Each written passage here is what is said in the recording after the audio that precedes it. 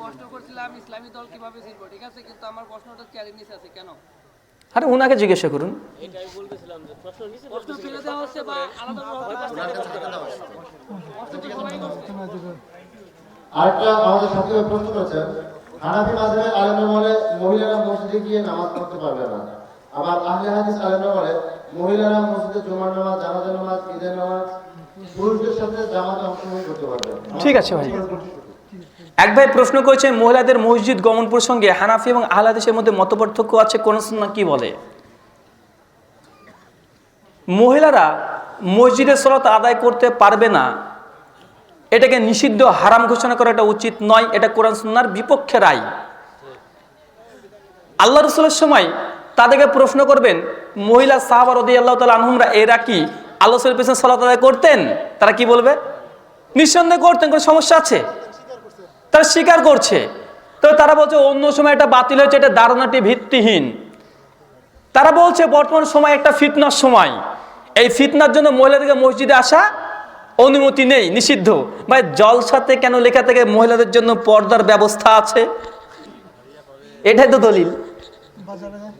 চিন্তা করেন, ওরাই লিখছে মহিলাদের মসজিদে যাওয়া এটা নিষিদ্ধ, জলসা আছে, দলিল দেখেন কোথায়, নিচে লিখেছে মহিলাদের জন্য এবং সাইকেল রাখিবার আলাদা ব্যবস্থা আছে। ভাই মসজিদে আসলে সমস্যা, জলসাতে যদি মহিলারা যায় ফিতনার আশঙ্কা নাই? বিভিন্ন মাজারে মহিলারা যায় কি যায় না? এই বিষয়ে ফতোয়া কেন আসে না? আল্লাহর ঘরে আসবে তাই বাধাই, এত ফিতনার ভয়, মাজারে চলে যাচ্ছে। ঈদের দিন হুজুরের বউ একাই যায়, অনেক হুজুর আছে দেখবেন, হুজুরও যায় না। বাজার করতে মহিলারা যাচ্ছে কি যাচ্ছে না? প্রকাশ্য তার বিরুদ্ধ ফতোয়া দেওয়া হচ্ছে না কেন? হ্যাঁ ফতোয়া আছে, ঘরের মধ্যে আরবিতে উঁচু করে টাঙিয়ে রাখা হয়েছে, প্রকাশ্যে বক্তৃতাতে বলা হয় না। মহিলারা অবশ্যই পুরুষ ইমামের নেতৃত্বে সালাত আদায় করতে পারে। এখানে আহলে হাদিসের রায়টা শুনে নেবেন। আহলে হাদিসদের মধ্যে এখানে কিছুটা বাড়াবাড়ি আছে। ইমাম শাওকানি নাইনুল আওতার ৩য় খণ্ড ১৬৯ পৃষ্ঠাতে তিনি ফতোয়াটি নকল করেছেন। এটাই আহলে হাদিসের ফতোয়া। ৩টে মত। ১, মহিলারা ৫ ওয়াক্ত মসজিদে গিয়ে সালাত আদায় করার চাইতে বাড়িতে সালাত আদায় করা উত্তম। ২, মহিলারা জুম্মার দিনে বাড়িতে নামাজ পড়ার চাইতে জুম্মা মসজিদে গিয়ে পুরুষ ইমামের নেতৃত্বে সালাত আদায় করা এটাই উত্তম। ৩, মহিলারা ঈদের দিন মসজিদে যেতে বাধ্য। সহিহ বুখারী হাদিস নম্বর ৯৯১। ইমাম আবু হানিফার নামে একটা প্রচলিত কিতাব আছে, যদিও এটা ইমাম আবু হানিফা থেকে প্রমাণিত নয়। মুসনাদে আবি হানিফা ১৭১ নম্বর হাদিস দেখবেন, ইমাম আবু হানিফা ঠিক ওই হাদিসটা নিয়ে এসেছেন, ইসলামিক ফাউন্ডেশন থেকে ছাপিয়েছে, ওখানেও দেখে নেবেন। ইমাম আবু হানিফার সংকলিত হাদিসের গ্রন্থ, তিনি ওই হাদিসটা নিয়ে এসেছেন। সে এক মহিলা এসে বলছে যে আল্লাহ রসুল, আমরা যদি হায়জরত অবস্থায় থাকি তাহলে কি করব? আল্লাহ রসুল কি বলছেন? যে তুমি হায়জরত অবস্থায় থাকো তবুও তুমি ঈদগাহে যাবে, সালাত আদায় করবে না, দুয়ায় অংশগ্রহণ করবে। এই দুয়া মানে ভাবিয়েন না যে হাত তুলে দোয়া। এই দুয়ার ব্যাখ্যা করেছেন ইমাম হাজার আসকালানি ফাতুল বাড়িতে, যে ঈদের যে তাকবীর দিই এটা হচ্ছে দোয়া। নাহলে ভুল ভাবে হতে পারে যে এখন হুজুর বলে দোয়া করা যাবে না, ওখানে দোয়ার কথা বলছে। তো ইমাম আবু হানিফা তারও ফতোয়া ছিল হেদায়া দেখেন, এনাইয়া দেখেন, পরিষ্কার ইমাম আবু হানিফার মতে যে মহিলারা মসজিদে সালাত আদায় করতে যেতে পারে, শুধুমাত্র এশা অর্থাৎ রাতের নামাজে যেতে পারবে না, এশার ফজরে, বাকি ৩ ওয়াক্ত দিনে যেতে পারবে। কার ফতোয়া? ইমাম আবু হানিফার। ইমাম মুহাম্মাদের ফতোয়া না ৫ ওয়াক্তে গেলেও কোনো সমস্যা নেই। এটা মূলত হানাফি মাযহাবের প্রথম স্তরের যারা ছিল ৪০০ হিজরি পর্যন্ত, তাদের অধিকাংশদের ফতোয়া হচ্ছে এটা, যে না মহিলারা মসজিদে গিয়ে সালাত আদায় করতে পারে, এটা কোনো বাধা নিষেধ নেই। এমনকি ইমাম আবু হানিফার জীবনে একটি গ্রন্থ আছে, পরিষ্কার সেখানে লেখা আছে আকবর লি আবি হানিফা ১৬৯ পৃষ্ঠা, পরিষ্কার লিখেছে ইমাম আবু হানিফা তার আম্মাজানকে নিয়ে তারাবির সালাত আদায় করতেন জামাতে। কে বলেন তো? ইমাম আবু হানিফা রাহমাতুল্লাহ তার মাকে নিয়ে যেতেন তারাবির জামাত করার জন্য, তিনি ইমাম হতেন আর তার মা মুক্তাদি হতেন, পরিষ্কার বর্ণনা আছে। তবে এখানে মহিলাদের ইমামতি আরেকটি সমস্যা। মহিলাকে ইমামতি করতে পারে? জি, মহিলারা ইমামতি করতে পারে 4টে জায়গায় ব্যতীত। কোথায়? জুম্মাতে মহিলাদের ইমামতিতে মহিলারা সালাত আদায় করতে পারে না। ঈদুল ফিতর অর্থাৎ ঈদের দিন, দুটো ঈদ, তারা নিজেদের ইমামতিতে মহিলাদের ইমামতিতে মহিলারা সালাত আদায় করতে পারে না। এই তিনটে জায়গা যে মহিলারা তাদের নিজেদের ইমামতিতে মহিলারাই সালাত আদায় করতে পারবে না, এই তিনটে জায়গাতে পুরুষ ইমামের নেতৃত্বে মহিলারা সালাত আদায় করবে। আর মসজিদ গ্রহণ প্রসঙ্গে তিনটে বিষয় বুঝতে পেরেছেন কি ভাইরা? যুক্তি দেয় অনেকগুলো, যুক্তি খণ্ডন করতে লাগলে অনেক সময় লাগবে। তারা বলছে যে আল্লাহ রাসূল তো বলেছে মহিলাদের জন্য, মুসনাদে আহমদের হাদিস, যে মসজিদের চাইতে বাড়িতে পড়া উত্তম হাদিস তারা বলছে। তো ভাই সহিহ বুখারী খুলবেন, হাদিস নম্বর 731, আল্লাহ রাসূল বলছেন যে পুরুষদের জন্য নফল সালাত মসজিদের চাইতে বাড়িতে পড়া উত্তম। তার মানে কি পুরুষের নফল সালাত মসজিদে পড়া মাকরুহ? তারা এই হাদিসের ভিত্তিতে মহিলাদের মসজিদ গ্রহণ মাকরুহ ফতোয়া দিয়েছে। এই হাদিসের ভিত্তিতে যে মহিলাদের মসজিদের চাইতে বাড়িতে পড়া উত্তম আল্লাহ রাসূল বলেছেন, তো বলছে আল্লাহ রাসূল অপছন্দ করেছেন, তার জন্য এটাকে মাকরুহ ফতোয়া দিয়েছে। যদি ওটা এই হাদিসের ভিত্তিতে ফতোয়া দিতে হয় তো সহিহ বুখারী হাদিস নম্বর 731, আল্লাহ রাসূল বলেছে পুরুষের জন্য নফল সালাত মসজিদের চাইতে বাড়িতে উত্তম। তো মসজিদের জন্য কি মাকরুহ ফতোয়া দেওয়া যাবে? জি না। হাদিসের ওয়েট যেমন, তাগিদ যেমন, ঠিক তেমনই ফতোয়া হওয়া উচিত। অবশ্যই মহিলারা সালাত আদায় করতে পারে জামাতবদ্ধভাবে মসজিদে, 3 রকমের পদ্ধতি, এটা দেখে বিবেচনা করে তারপরে সিদ্ধান্ত নেবেন, কোনো সমস্যা নেই। আশা করি বিষয়টি স্পষ্ট হয়েছে। আসসালামু আলাইকুম। আমাদের আরেকটা প্রশ্ন হচ্ছে, ভিডিও রেকর্ডিং এ দিন প্রচারের উদ্দেশ্য হলে তা কি বিদআত না? আর দাড়ি কতটুকু রাখতে হবে? ভিডিও মাধ্যমে দিন প্রচার করা এটা কি বিদআত নয়? ভাই বিদআতের জন্য কি বলেছি?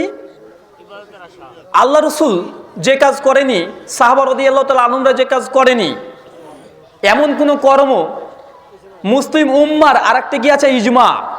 মুসলিম উম্মাহ যেখানে ঐক্যমত পোষণ করেছে বা ইজমা একটা দলিল, আর দলিল যেখানে আসে বিদআত সেখানে মারদুদ হয়ে যায়, প্রত্যাখ্যাত, বাতিল হয়ে যায়।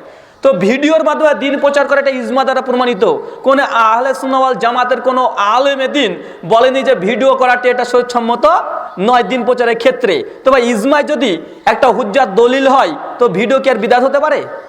যেমন জাবারজের পেশ লাগানো, মাইকের মাধ্যমে আজান দেওয়া, এটা কোনো মুসলিম নাজেজ বলেছে? কোন গ্রহণযোগ্য আলেম বেদাত বলেছে? জি না। তো এটা দিন প্রচারের একটি মাধ্যম।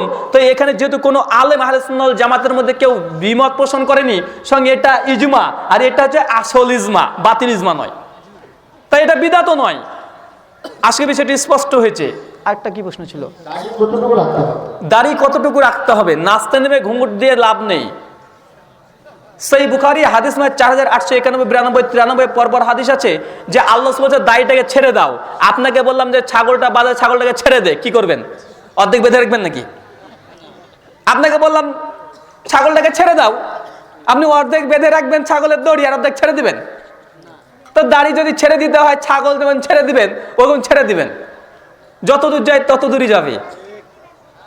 দাড়ির মাসালাটি বিশেষ করে আমাদের উপমহাদেশে বেশ কিছু মতনৈক্য আছে। আল্লামা নাসরুদ্দিন আলবানী তার ফতোয়াটা একটু বিরূপ মন্তব্যের, মানে তিনি বলেছেন এখানে হানাফি মাসলাক অনুযায়ী তিনিও ফতোয়া দিয়েছেন। তিনি বলেছেন যে এক মুষ্টি রাখার পরে ছেটে ফেলাটাই ওয়াজিব। এই জন্য আহলে হাদিস আলেমদের মধ্যে একটু মতনৈক্য আছে। তবে দাড়ির মাসালা টোটালে 4খানা, 1খানা নয়। আমরা আসলে মাসালাগুলো ভুল বুঝি। এক, দাড়িকে চেঁচে ফেলা, একদম চেঁচে ফেলেন, মেয়েদের মতো করবেন, হিজড়ার মতো। হিজড়া দেখেছেন? হিজড়া দেখেছেন কি ভাই? ট্রেনে দেখবেন এখানে এই হাত মারে আর টাকা চাই, দেখবেন ওরা দেখবেন পুরুষ না নারী, সন্দেহের মধ্যে পড়ে যাবেন। কেন? দাড়িগুলোকে চাচ্ছে, মানে দাড়ি ওদের আছে কিন্তু চাচ্ছে। তো এটা কারা? এটা হিজড়া। তো এই হিজড়াদের মতো দাড়ি চাচ্ছে, এটা ঐক্যমতে হারাম। হানাফি বলেন, শাফি, মালিকি, হাম্বলি সবাই এটাকে হারাম বলেছে। এক, দাড়িটাকে ছেড়ে দেওয়া এটা ফরজ, দাড়িটাকে ছেড়ে দেওয়া ফরজ। কটা মাসালা হলো ভাই? দাড়ি চাচা হারাম, দাড়ি ছেড়ে দেওয়া ফরজ। এবার দাড়ি ছেড়ে দিয়ে কতটুক রাখবেন, কতটুক ছাড়বেন, এটা নিয়ে মতনৈক্য আছে। মতনৈক্য কোথায় বলেন তো ভাই? দাড়ি রাখাতে কোনো মতনৈক্য আছে? জি না। দাড়ি চাচাতে কোনো মতনৈক্য নেই। দাড়ির দৈর্ঘ্য সম্পর্কে মতনৈক্য আছে। তো ভাই যেখানে মতনৈক্য আছে সেখানে যাওয়ার দরকার কি? দাড়িতে যেহেতু মতনৈক্য আছে দৈর্ঘ্য প্রস্থ নিয়ে, তো নাস্তা নেমে ঘুঙুর দিয়ে লাভ নেই, তো মতনৈক্যতে যেও কোনো লাভ নেই, ছেড়ে দেন। তবে হ্যাঁ, একথা সত্য, ফিকুস সুন্নাহ খুলবেন, 10 জন সাহাবা রাদিয়াল্লাহু তাআলা আনহুম থেকে মুসান্নাফ আব্দুর রাজ্জাক ইবনে আবি শাইবাতে সাহাবীদের আমল পাওয়া যায় যে তারা দাড়িকে তারা ছেটেছেন, দাড়ি ছাড়তেন। তাই একদম হারাম গুনাহ কাবিরা, এটা অনেকজনই বলেছে এটা উচিত নয়। তার মধ্যে শেখ জুবার আলী জাই তিনি বলেছেন যে না, দাড়িকে যদি ছাটে এটা গুনাহ কাবিরা নয়, তবে দাড়ি ছাটা উচিত নয়, দাড়ি ছেড়ে দিয়ে আল্লাহ রাসূলের সুন্নাত। কি ভাই? আল্লাহ রাসূলের সুন্নাত। এবার আপনার কাছে প্রশ্ন, বা আপনি দাড়ি কেন রেখেছেন? সাহাবীদের আমলের জন্য না আল্লাহ রাসূলের আমলের জন্য? আতিউল্লাহ আতিউর রাসূল, আল্লাহর আনুগত্য করো, রাসূলের অনুসরণ করো। সূরা নিসা আয়াত নম্বর 59। তো রাসূলের যদি অনুসরণ করবেন, রাসূল দাড়ি ছেড়ে দিয়েছেন, আপনি দাড়ি ছেড়ে দেন, কেন সাহাবীদের আমল আগে নিচ্ছেন? যদি আল্লাহ রাসূলের আমল না থাকতো তবে সাহাবীদের আমল আমরা নিতাম, কিন্তু আল্লাহ রাসূলের আমল আছে, সেক্ষেত্রে আপনি কেন সাহাবীদের আমল নেবেন? আর দাড়ি ছাটা এটাকে এখন সুন্নাত মনে করা হয়, রাসূলের সুন্নাত, কিন্তু আসলে রাসূলের সুন্নাত নয়, দাড়ি ছেড়ে দিবেন। এটা হচ্ছে কিয়ামতের মাঠে ইনশাআল্লাহ রাসূলের সুন্নাতকে ভালোবাসার কারণেই হতে পারে আল্লাহ রাসূল আমাদেরকে সুপারিশ করবেন ইনশাআল্লাহ, যতই খারাপ লাগুক। আশা করি বিষয়টি স্পষ্ট হয়েছে।